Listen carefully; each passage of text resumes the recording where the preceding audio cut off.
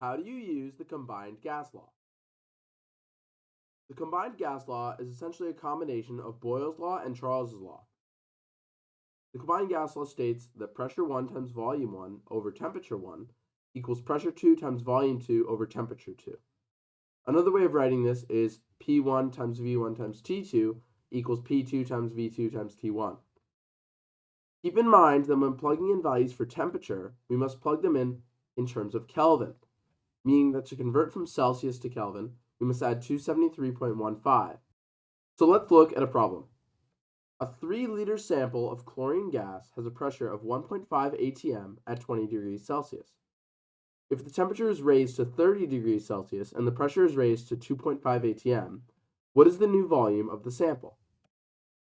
So in this problem, we are provided with V1, P1, and T1, along with T2 and P2. So we can plug these values into the combined gas law. Now that we have plugged in the values that were provided and converted the temperatures from Celsius to Kelvin by adding 273.15, we can now rearrange this equation to solve for the amount of liters, aka volume 2.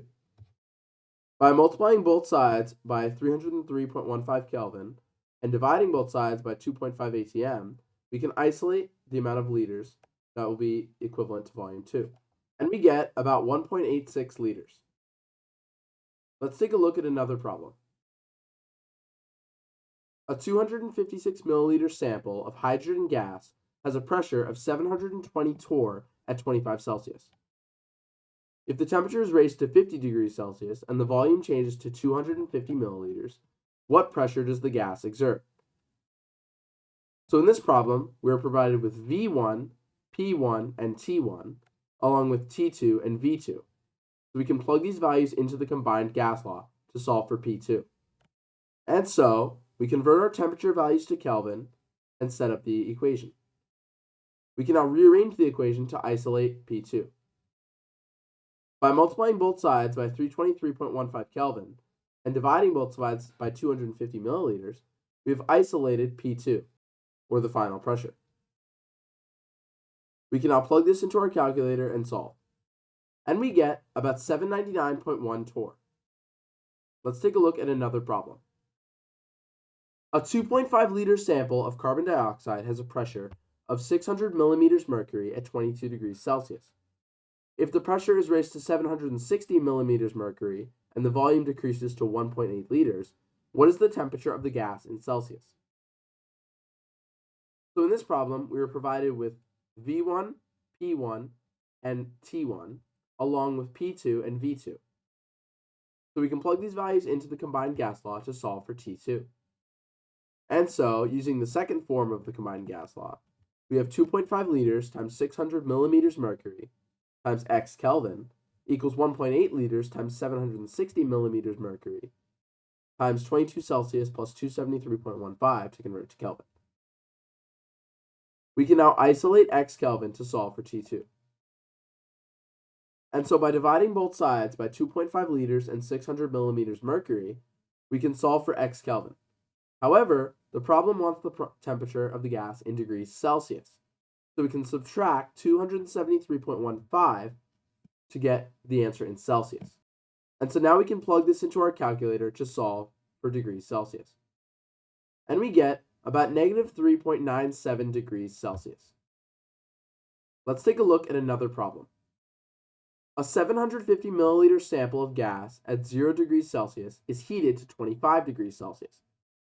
After the sample is heated, it has a pressure of 2 atm and a volume of 500 milliliters. What was the pressure of the sample before it was heated? So in this problem, we have V1, T1, T2, P2, and V2. So we can plug these values into the combined gas law to solve for P1. Now that we have plugged these values into the combined gas law, we can isolate X atm to solve for the pressure of the sample before it was heated. Now that we've isolated the pressure of the sample before it was heated, we can simply plug this into our calculator. And we get about 1.2 atm. Let's take a look at another problem. A 4-liter sample of argon gas has a pressure of 95 kilopascals. The pressure is increased to 101 kilopascals where the volume of the gas is 6 liters at 471 Kelvin. What was the temperature of the sample before the pressure was increased?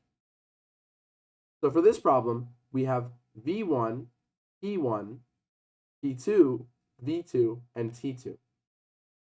We can plug these values into the combined gas law to solve for T1. And so we can isolate X Kelvin to solve for temperature 1. Now that we've isolated temperature 1, we can simply plug this into our calculator. And we get about 295 Kelvin. Let's take a look at one last problem. A sample of helium gas has a pressure of 650 torr at 100 degrees Celsius. The sample is heated to 150 degrees Celsius, and the sample has a pressure of 900 torr and a volume of 0.225 liters. What was the sample's initial volume? For this problem, we're provided with P1, T1, T2, P2, and V2. So we can plug these values into the combined gas law to solve for V1. Now that we've plugged the values into the combined gas law, we can isolate X liters by multiplying both sides by 100 degrees Celsius plus 273.15 and dividing both sides by 650 torr. Now we can simply plug this into our calculator to solve for volume 1, and we get about 0.275 liters. Thanks for watching. Like and subscribe.